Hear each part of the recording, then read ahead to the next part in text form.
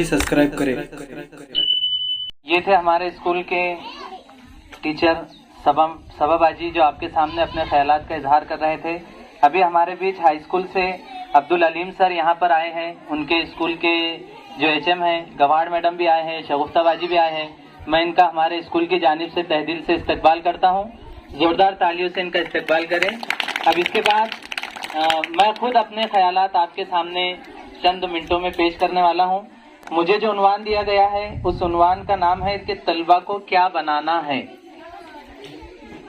अजीज तलबा तालिबात और सरफराज हजरात, इस बात को थोड़ी तवज्जो देकर आपको सुनना है।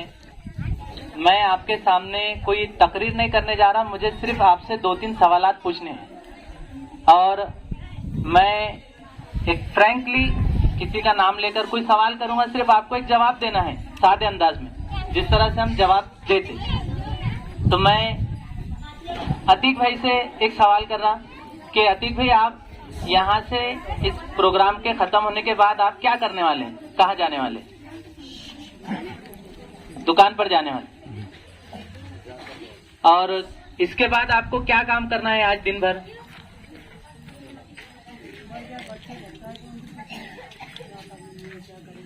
अच्छा, ठीक है। तो सवाल मेरा ये था कि अतीक भाई, आप यहाँ से अब कहाँ जाने वाले प्रोग्राम के बाद? तो उन्होंने एक जवाब दिया कि हमें दुकान पर जाना है। ठीक है, शुक्रिया। असलम भाई, मैं असलम भाई से एक सवाल करूंगा कि आपको, हाँ बैठकर ही, बिल्कुल ऐसा फ्रैंकली बस एक दो लफ्ज बोलना है आपको, ऐसा कोई पूछ पड़छ नहीं है, सिर्फ एक ऐसा जवाब देना है। आज ग्राम पंचायत के ताल्लुक से आपके जहन में क्या काम है? कोई भी एक काम जो ग्राम पंचायत के ताल्लुक से है वो आपके जहन में क्या है? कोई भी एक जवाब आप दीजिए।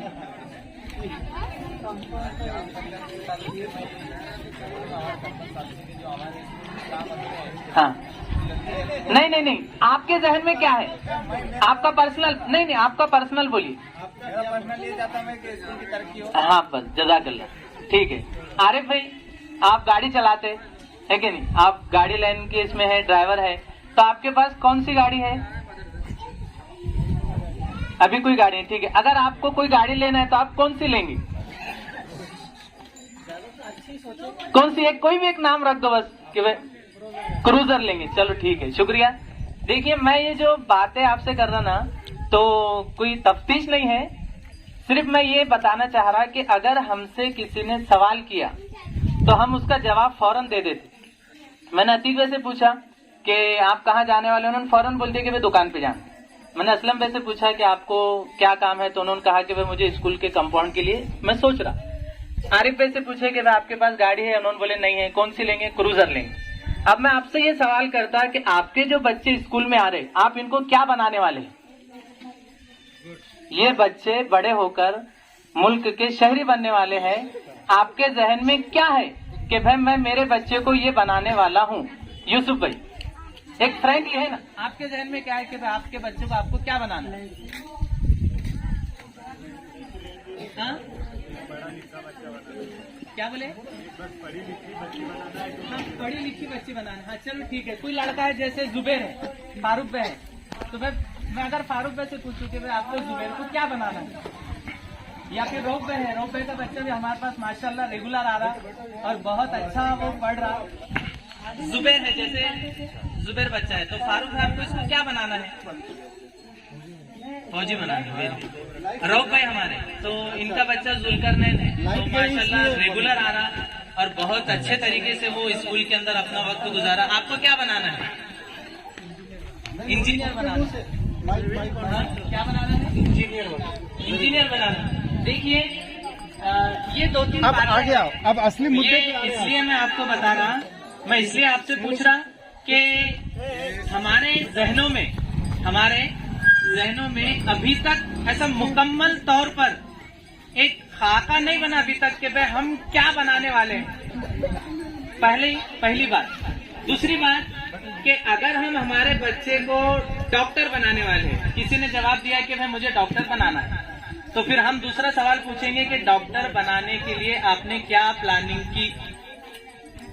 आपने बोले कि भाई इंजीनियर बनाना है। बहुत अच्छी बात है, अल्लाह तबारक व तआला आपकी काविशों को कबूल करे और हम जो असातिज़ा है हर बच्चे के लिए यही दुआ करते कि अल्लाह तबारक व तआला इन्हें तालीम में इतना कामयाब कर और इन्हें ऐसा रोशन बना कि ये आगे चलकर लोगों के लिए मिसाल बने। लेकिन सवाल ये है कि उसके लिए हमने क्या किया, वो जो हम बनाना चाह रहे उसके लिए हमने क्या किया, उसके लिए हमारे पास कोई प्लानिंग है क्या, हमने कुछ सोचे क्या।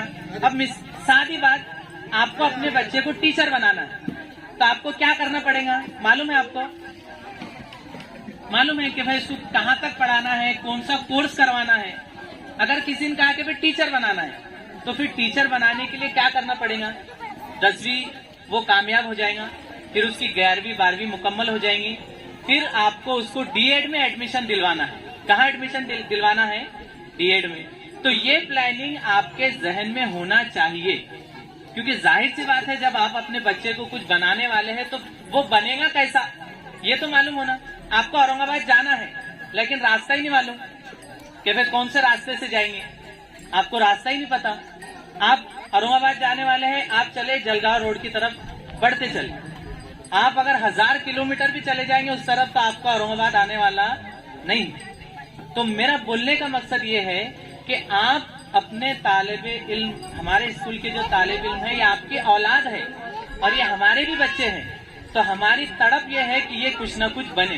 देखो हम खुद हैं, मैं खुद हूँ, मैं आपके सामने एज ए टीचर मौलिम आपके सामने खड़ा हूँ। मैं रहने वाला सिल्लोड़ का हूँ। हमारे जो घर की माशी हालत थी वो पहले कमजोर थी। हम जो है तो जैसे आपके सामने ये उस्मान खालू ये लोग हैं, ये अतार बिरादरी से ताल्लुक रखते हैं, हम भी वही बिरादरी से ताल्लुक रखते हैं, हमारा भी वही धंधा है। जैसा बशीर भैया ये लोग दुकान लगाते हैं बाजारों के अंदर, मैं खुद मेरे वालिद साहब के साथ जाता था बैठकर, मैं खुद उनके साथ जाता था। लेकिन हमारे जो वालिदैन थे उन्होंने एक फिक्र किए कि भाई बच्चे को कुछ बनाना है, तो उन्होंने हमको वैसी रहनुमाई किए। आज अल्हम्दुलिल्लाह उनकी जो रहबरी थी, मैं आपके सामने एक टीचर की हैसियत से खड़ा हूँ। बड़े बड़े डॉक्टर्स है, इंजीनियर्स है, वकील है, बड़े बड़े ऑफिसर्स है, आईएएस ऑफिसर्स है। ये जो बच्चे हैं इनको एक रास्ता दे देते, इनको एक रास्ता दे दिया जाता, वो उस हिसाब से मेहनत करते। तो बस मेरा बोलने का मकसद सिर्फ इतना ही है कि आपका अपना घर का जो बच्चा है, अगर आपको इसको कुछ बनाना है तो उसमें आपको हमसे क्या रहबरी चाहिए, आप हमसे पूछे आकर कि सर मुझे मेरे बच्चे को डॉक्टर बनाना है तो मैं क्या करूं, सर मुझे मेरे बच्चे को इंजीनियर बनाना है तो मुझे कौन सी पढ़ाई करना पड़ेगी, कौन सा इम्तिहान देना पड़ेगा, आप बोले। हाँ, तो ये चीजें हैं। तो इसलिए मेरा जो उन्वान है वो यही है कि आपको अपने बच्चों को क्या बनाना है तो आप इसकी प्लानिंग करें। बच्चे स्कूल के अंदर आ रहे हैं, ये बहुत अच्छी बात है। स्कूल में आकर ही ये मुस्तकबिल के जैसे जिम्मेदार शहरी बनेंगे।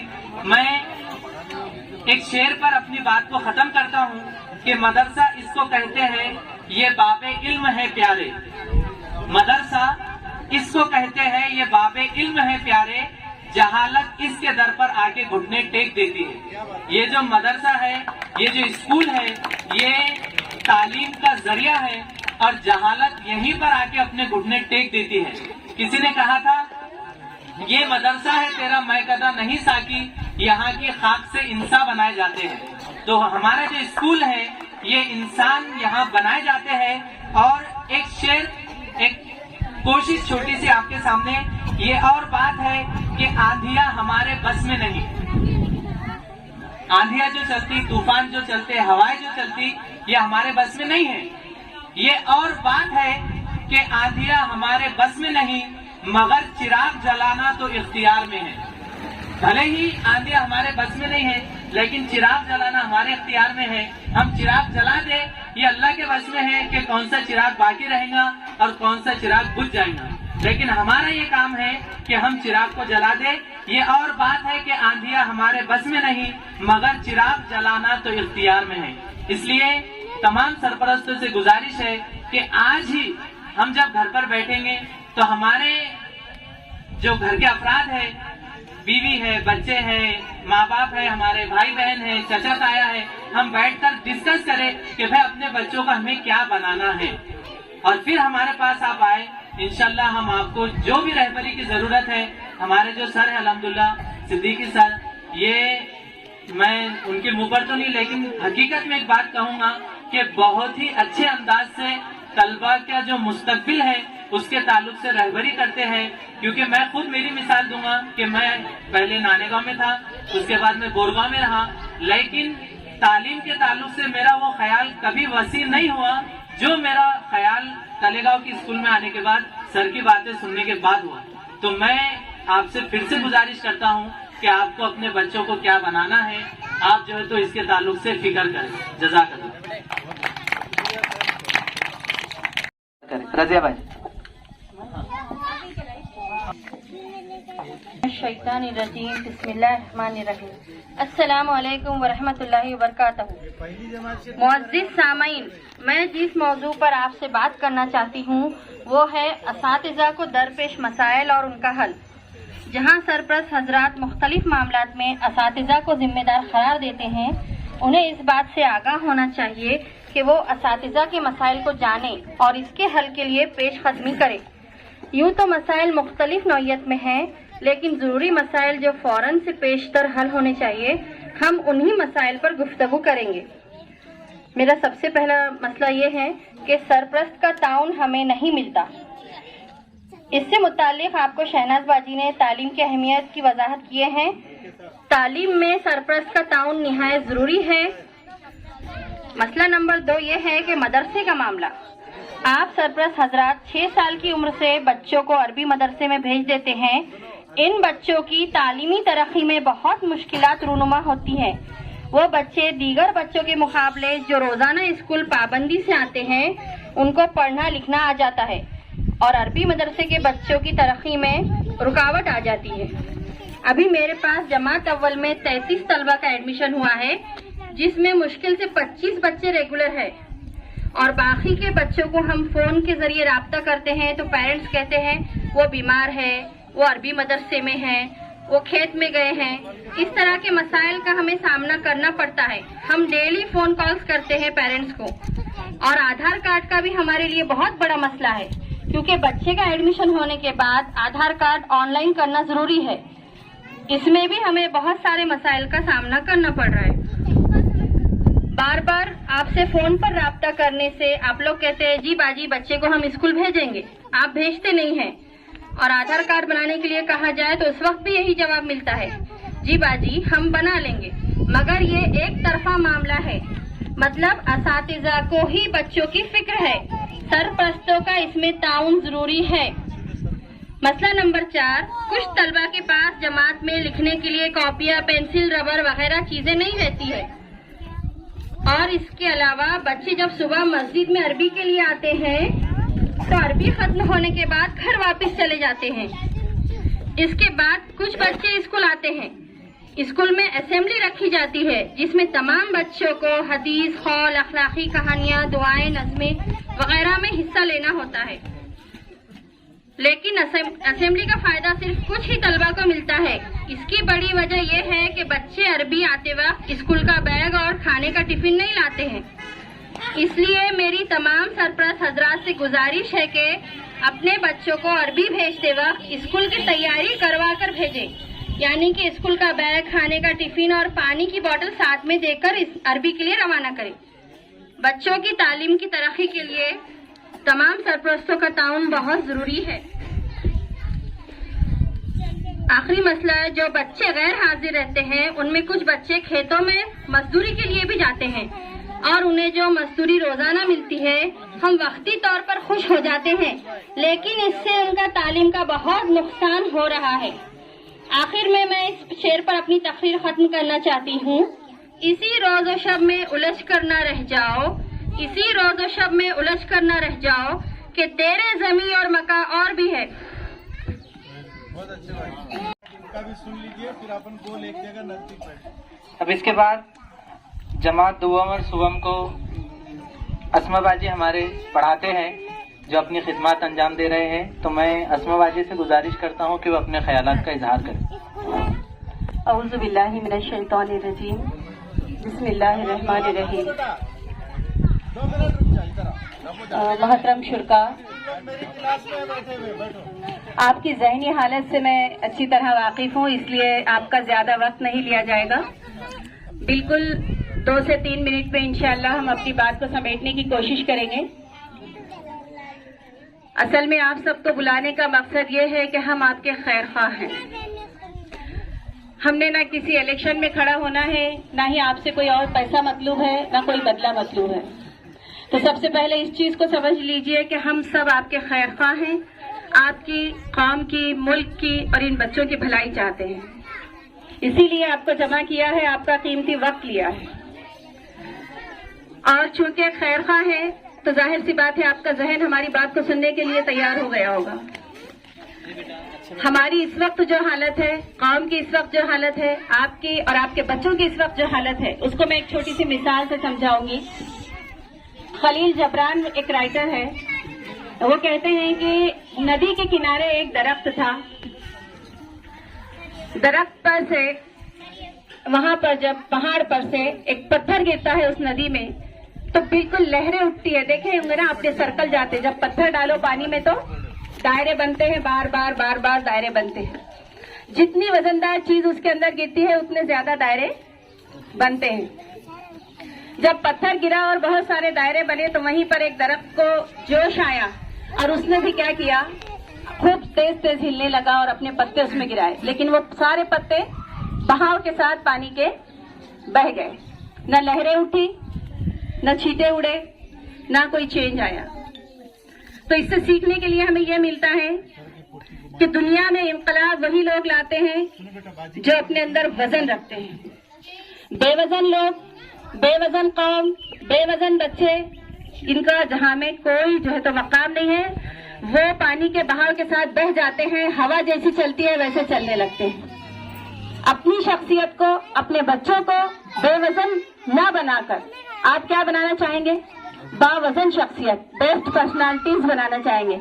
और उसके लिए आपका वो जो रोल है, वैसे तो मैं बहुत सारी मिसालें देना चाहती थी कि एक पेरेंट्स का जो रोल है, माँ का रोल है, बाप का रोल है। 2 ही चीजें असरअंदाज होती है, एक माँ बाप और दूसरा होता है माहौल। आपके गांव का माहौल क्या है, उस पर निगाह डालिए।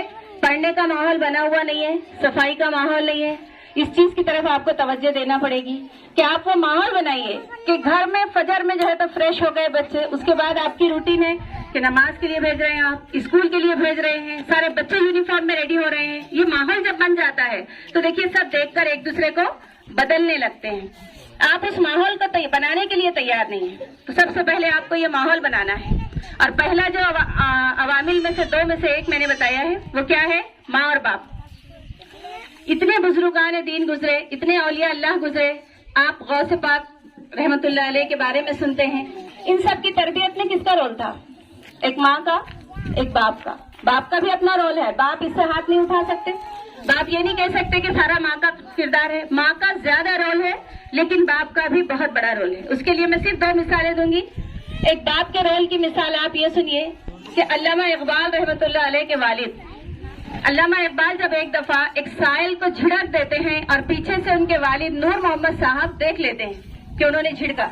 आप बेटे को कुछ नहीं कहते, बेटे को कुछ नहीं कहते, सिर्फ रोने लगते हैं। आप वालिद क्या कर रहे हैं, रो रहे हैं।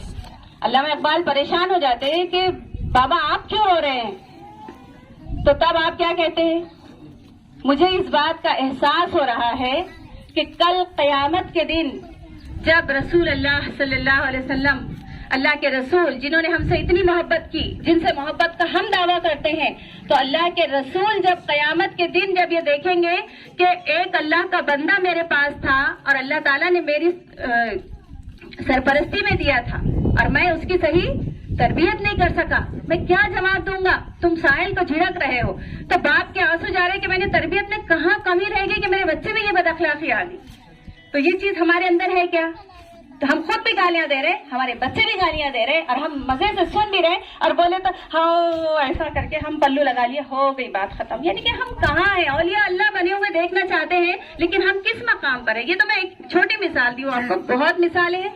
वालिदा बख्तियार काकी, आपने सुना होगा नाम इनका रहमतुल्लाह अलैह। इनकी वालिदा जब ये कहती है कि मैं अपने बच्चे को ऐसी तरबियत करूंगी कि इसका अल्लाह पर ईमान, इसको अल्लाह पर यकीन बैठ जाए, क्या करती हैं आप जो है तो अपने बच्चे को जब वो खाना मांगता है, उसने जब सोच लेती है वो 2 साल का हो गया बच्चा, खाना मांग रहा है, तो खाना मांगने के बाद फौरन खाना नहीं देते आप उसको समझाती है कि बेटे देने वाली जात सिर्फ अल्लाह की है, आप यहाँ बैठो, अल्लाह से दुआ करो, अल्लाह ताला आपको देंगे। और दूसरे रूम में खाना खुद रखकर आ जाती है, बच्चा दुआ करता है और वो खाना फिर कहती है जाइए वो रूम में शायद आपको खाना मिल जाए, तो वो ढका हुआ जरा सा जैसे पहेली छुपा हुआ कहाँ है तलाश करो, बच्चा जाकर ढूंढता है, उसको मिल जाता है। बस वो रोज इसी तरह करती है। देखिए वो थकती नहीं है वो माँ, उसका एम क्या है, मेरा बच्चा अल्लाह पर ईमान रखे और अल्लाह से मोहब्बत करे, उसको ये उसके अंदर ठोस के भरना है कि ये उसी वक्त अल्लाह का बंदा बन सकता, उसी वक्त समाज के लिए अच्छा साबित हो सकता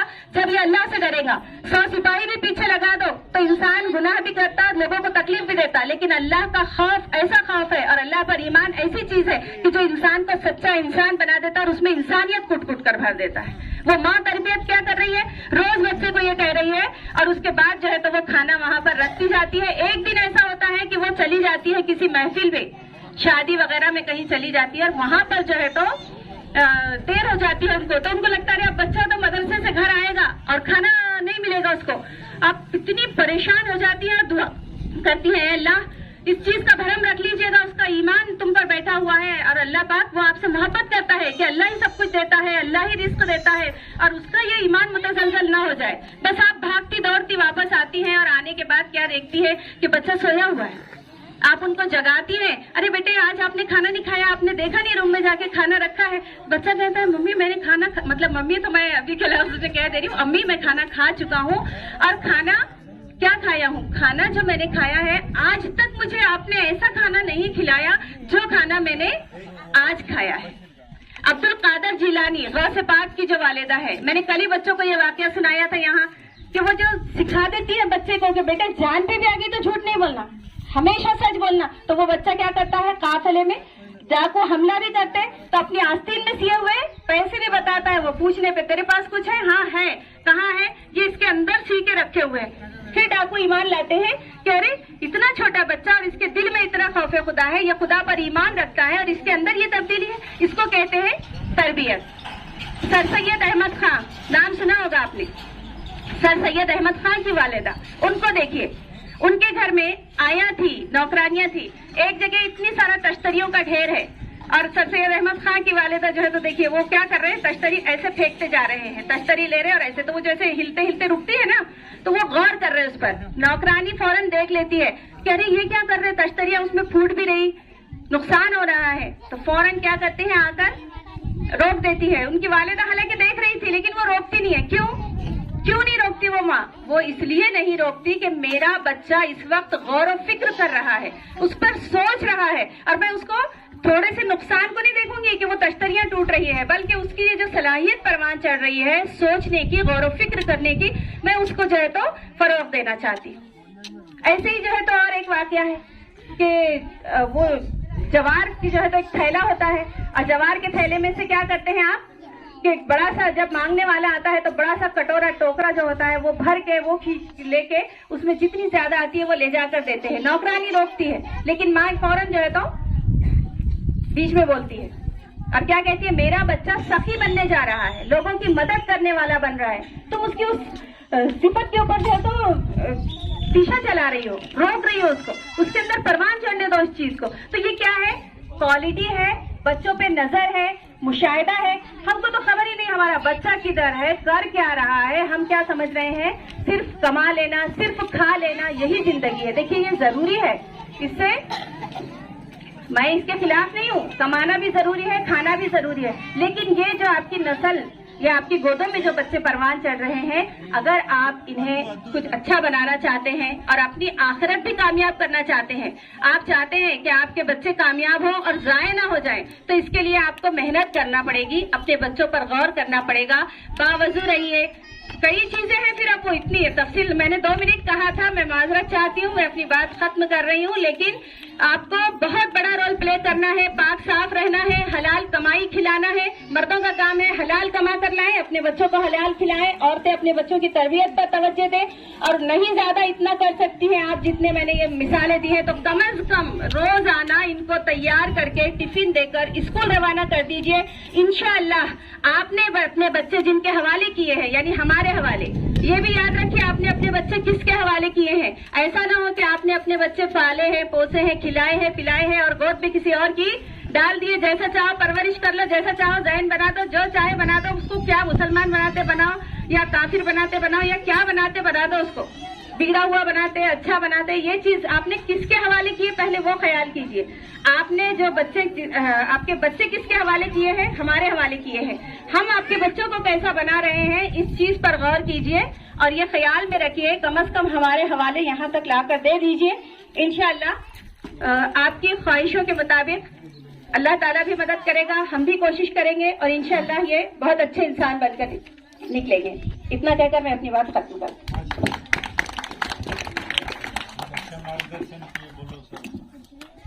तो ये थे अस्मा बाजी जो आपके सामने अपने ख्यालात का इजहार कर रहे थे।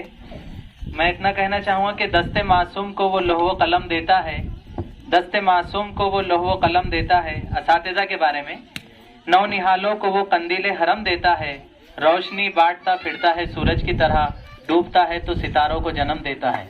अब इसके बाद मैं हमारे आज के जो प्रमुख पाहुने हैं नैनदेव फलके साहब, मैं इनसे गुजारिश करता हूं कि अपने ख्यालात का इजहार करें। सबको सलाम। और जो सिद्दीकी सर ने हमारी जो पहली शिकायत करते थे हमकी पालक मेला और रखो, बहुत देर के बाद में रखे। अच्छा करे सर जी, हमको सबको यहाँ पे बुलाया आपने। हमारे गांव के माजी सरपंच यूनुस भाई पठान, रोब भाई, बिस्मिल्लाह गांव के माजी सरपंच हूँ और अध्यक्ष आरिफ भाई पठान, उप सरपंच असलम पठान, और आपके जो पालक लोग हैं और शालीय समिति है, इनको सबने आपको यहाँ पे बुलाया। मगर कुछ लोगों के पीछे इतना काम था कि आधे खुर्जा जोड़ के भाग गए। आज तक तो हाँ, मैं जब भी आपके स्कूल में आता था तो आप पे बोलता था कि सर आपके स्कूल में बच्चे 5 है 2 है, इसमें तुम्हारा कोई दोष नहीं है। इनके पिताजी जब तक सुधरते नहीं थे, बच्चे कहाँ से सुधरेंगे। अब मैं अभी हमारे चाचा से यही बात कर रहा था, चाचा बोले वो मास्टर की कुछ गलती नहीं। अभी मैंने बोला चाचा आगे भाग गए, बहुत काम है इनके पीछे अपने से भी ज्यादा। पर समय तुम हंसो मत, ये मजाक की बात नहीं है। मैं सिद्दीकी सर को क्यों बोलता कि मैं खुद बहुत कम पढ़ा हुआ हूँ सर, उसमें क्या अड़चन आती, क्या प्रॉब्लम आती, मेरे को मालूम है। ऑफिशियल कामों में क्या प्रॉब्लम है, अगर ये बच्चों को नहीं पढ़ाएंगे। अभी रोज भाई बोले मैं मेरे बच्चों को रेगुलर भेजता, क्या नहीं, चार ऑफिस के दरवाजे खटखटा और रोज उसको समझता पढ़ाई क्या है। हाँ? इनको क्या है, गाँव में कोई बकरा गिर रहा, कोई खेत में रोज सजा रहा, उसके पैसे पे घुस हो जा रहे हैं।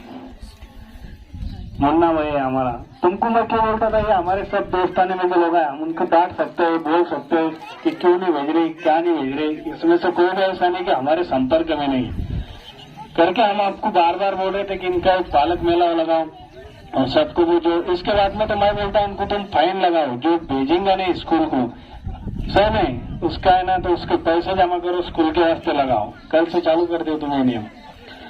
फिर से एक बार फिर से मैं बोलता हूँ इनको, कितना आप किस तरीके से बच्चों को स्कूल में ला सकते, इस पे थोड़ा ध्यान दो सर। और बाकी कुछ नहीं बोल सकते, हम आपकी जो तकलीफ है स्कूल की जल्द से जल्द दूर करने का प्रयास हम करेंगे, कोशिश हम जरूर करेंगे। और ये दिल में कभी मत रखना हमारे उर्दू की तरफ ज्ञानेश्वर फलके का कम जाने, ऐसी कोई बात नहीं है सर। हमारा मेरे को उर्दू आधे के ऊपर समझती सर, बाजू में घर था मेरा, पहले पास से समझती। हिंदी में और सब भारी बोल सकता मैं, पर अभी फिलहाल हम सबको यहाँ पे बुलाया, हमारा मान सम्मान करें, सत्कार करें। आपके पास बहुत भारी टीचर है सर, अभी तक हम तो सिर्फ आते जाते देखते थे, फिर भी और दूसरी बार प्रोग्राम रखो, उनको सबको हर एक बार वार्निंग देंगे। तुम इसके बाद में मेरे तरफ शिकायत करेंगे किसके किसके बच्चे नहीं आते, तो आप मेरे को मालूम होगा बच्चे किसके किसके। ठीक है, यहाँ पे हमको बुलाया, हमारा सम्मान करें, इसलिए आपका शुक्रिया, धन्यवाद। आपने अपना मार्गदर्शन किया और हमारी भी हिम्मत अफजाई की, इसके लिए बहुत बहुत शुक्रिया। अब मैं इसके बाद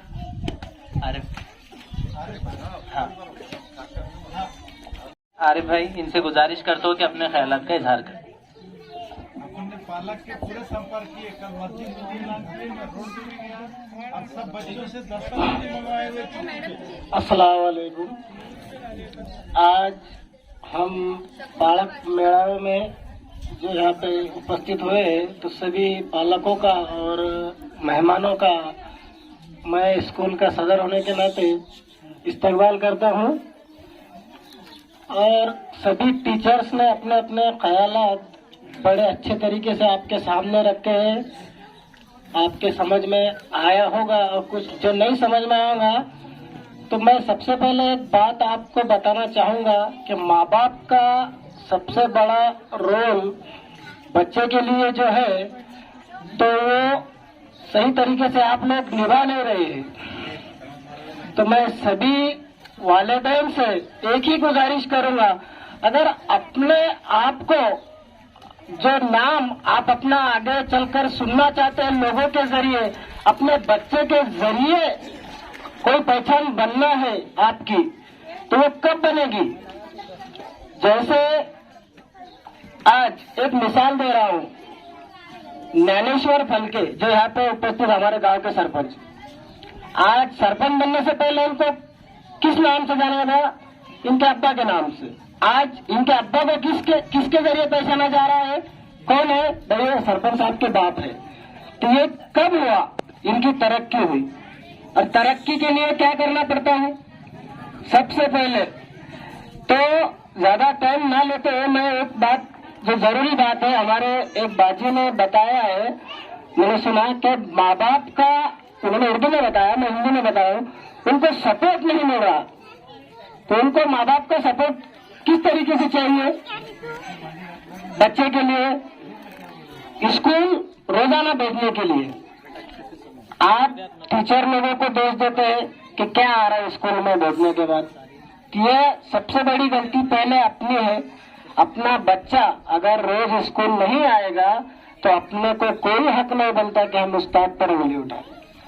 आप जो बच्चे रोजाना स्कूल आते हैं उनको देख ही चुके हैं स्टेट प्रोग्राम में, वो कितनी तालीम उनको आज तक मिली है, कितने आगे वो चले गए। तो सबसे पहले हमको हमारे बच्चों को पढ़ाना है तो रोज स्कूल टाइम पर भेजना पड़ेगा। और एक सबसे बड़ी जिम्मेदारी है माँ बाप की कि स्कूल छूटने के बाद जब बच्चा अपने घर वापस आता है तो एक सवाल आप मुझसे रोजाना पूछेंगे, चाहे आपको पता हो या ना हो क्या बोल रहा है, कि आज स्कूल में सर ने आपको क्या पढ़ाया। एक ही सवाल, अगर रोज एक दिन ना गुजारा, रोज आप उससे पूछेंगे तो आपको पता भी चलेगा कि स्कूल गया था या नहीं गया था, कि कहीं बीच में ही खेल रहा था। भले ही आपको ना आता हो, वो झूठ बोल रहा है, एक दिन झूठ बोलेगा, 2 दिन बोलेगा, लेकिन वो आखिर आपसे सच बोलेगा और वो स्कूल क्या पढ़ाया आपको भी समझ में आएगा। टीचर पढ़ा रहे हैं, नहीं पढ़ा रहे हैं, क्या खेल रहे हैं, क्या नहीं, ये आपको समझ में आएगा। तो टाइम ज्यादा हो गया है, इसलिए मैं ज्यादा कुछ ना कहते हुए आज जो हमारे टीचर लोगों ने इस पालक मेला का आयोजन किया, इसमें उनका भी मैं शुक्रिया अदा करता हूँ और उम्मीद करता हूँ कि आप लोग हर महीने कम से कम एक बार स्कूल आकर अपने बच्चे की तालीम के बारे में जानकारी ले। टीचर को जो आपके बच्चे के खिलाफ जो भी आपसी शिकायत रहेगी बताइए, पहले टीचर को बताए, पहले अपने बच्चे से पूछे फिर टीचर को बताए और उन पर ख्याल रखें। हर महीने एक चक्कर तो भी आप स्कूल का लगाए कि आपको समझ में आएगा पढ़ाई कैसी चल रही है, क्या चल रहा है, क्या नहीं स्कूल के अंदर, ये आपको समझ में आएगा। और ज्यादा से ज्यादा इसी बात पर मैं कहूँगा कि आप अपने बच्चों को रोज स्कूल भेजिए। रोज स्कूल भेजेंगे तो ही आपके बच्चों को पढ़ना आएगा और आपका नाम होगा, आपके बच्चे का नाम होगा। शुक्रिया।